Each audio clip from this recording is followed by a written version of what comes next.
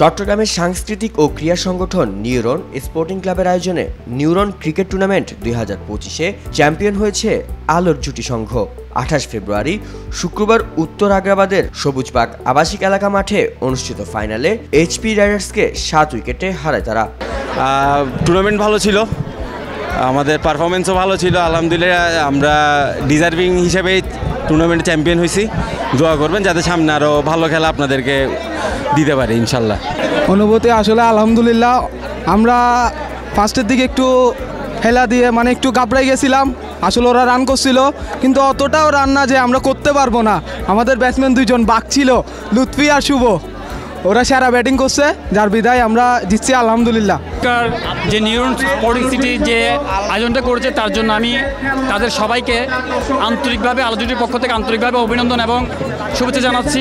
সেই সাথে তারা যে সুন্দরভাবে এত সুন্দর আয়োজন, যে একটা সুশৃঙ্খল আয়োজন করেছে তার জন্য আমি তাদেরকে আবারও আমার আলো জুটি এবং আমাদের দর্শকদের পক্ষ থেকে জানাই অনেক অনেক অভিনন্দন এবং পান্ডালা শুভেচ্ছা। দ্বিতীয়বারের মতো আয়োজিত এই শর্ট পিচ ক্রিকেট টুর্নামেন্টের ফাইনাল ম্যাচে ও পুরস্কার বিতরণ অনুষ্ঠানে অতিথি হিসেবে উপস্থিত ছিলেন বিশিষ্টজনেরা। নিউরন স্পোর্টিং ক্লাব শুধু খেলাধুলাই জড়িত নয়, তারা বিভিন্ন মানব সেবার সাথেও জড়িত। তারা ফেনীতে যে বন্যা হয়েছিল সেই বন্যাতে তারা অত্যন্ত পরিশ্রম করে নিজেদের উদ্যোগে এলাকাবাসীকে, বন্যাত্ম লোকদেরকে সাহায্য সহযোগিতা করেছিল। তাছাড়া তারা ফুটবল টুর্নামেন্ট আয়োজন করে তারা বেকার ছেলে মেয়েদেরকে শিক্ষিত করার জন্য তারা সর্বোচ্চ চেষ্টা করে। তারা তাদের অন্যান্য যে কার্যক্রম, সেই কার্যক্রমগুলো একে একে ধাপে ধাপে এগিয়ে নিয়ে যাচ্ছে। আমি তাদের প্রত্যেককে আমার অন্তর থেকে আবার ধন্যবাদ জানাচ্ছি। আমি সবসময় একটা জিনিস বিশ্বাস করি, যদি ছেলে মেয়েরা খেলাধুলায় থাকে তাহলে তারা মাদক আসক্ত হবে না, সমাজটা মাদক মুক্ত হবে। আমাদের এই সমাজকে মাদক মুক্ত করে আমাদের খুবই বেশি দরকার।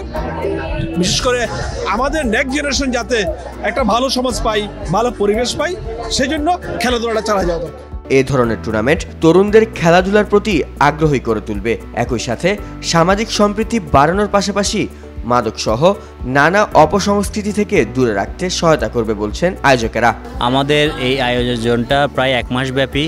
আমাদের এই আয়োজনের মূল লক্ষ্য হলো আমাদের এলাকায় যেসব ছেলেরা আছে, ঠিক আছে, যারা স্টুডেন্ট, তারা যেন আপনার অন্য খারাপ কাজ বা অন্য কোনো কাজে না জড়াইয়ে আমাদের কি খেলাধুলার প্রতি আগ্রহটা আসে, সেজন্য আমাদের এই আয়োজনটা। আমরা চাই না খারাপ কোনো ছেলে বা শিক্ষার অঙ্গনের মধ্যে সবাই থাকুক, খারাপভাবে কেউ চলাফেরা না করুক, সুন্দর একটা সমাজ আমরা সৃষ্টি করতে যাচ্ছি। এই লক্ষ্যে আমরা 2001 সাল থেকে আজকে 2025 সাল পর্যন্ত এখনও পর্যন্ত আমরা এই চেষ্টা অব্যাহত আছে। এবং দোয়া করবেন আমরা যাতে এই চিন্তাধারা দিয়ে সবাইকে সুন্দর একটা সমাজ উপহার দিতে পারি। ধারাবাহিকতা অব্যাহত রাখবো, প্রতিবারের ন্যায় এই ধরনের জমকালো আয়োজন করেই যাব। আর প্রতি বছরেই আমাদের 5-7টা ইভেন্ট করা হয়। আমরা প্রতি বছরে ইভেন্টগুলো করে যাই, এক একটা ইভেন্ট এক এক রকম হয়ে থাকে।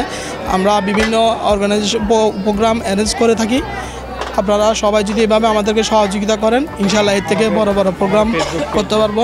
আসলে আমাদের এই টুর্নামেন্টের আয়োজনের একমাত্র উদ্দেশ্য, আমরা একটি সামাজিক সংগঠন হিসেবে আসলে কিছু সংগঠনের কিছু কাজ থাকে যাতে এলাকার যুব সমাজ এবং অন্যান্য সদস্যরা উদ্বুদ্ধ হতে পারে। আমরা এই খেলার মাধ্যমে এই যুব সমাজকে খেলাধুলার মধ্যে আগ্রহী করতে চাই, যাতে তারা বাসায় বসে না থেকে মাঠে এসে খেলা উপভোগ করে শারীরিকভাবে শক্তিশালী হয়ে গড়ে উঠতে পারে। চ্যাম্পিয়ন আলোর জুটি সংঘকে ট্রফি সহ নগদ 18,000 টাকা এবং রানার্স আপ এইচপি রাইডার্সকে ট্রফি সহ নগদ 10,000 টাকা পুরস্কার দেওয়া হয়। Afzal Hossain, N sports.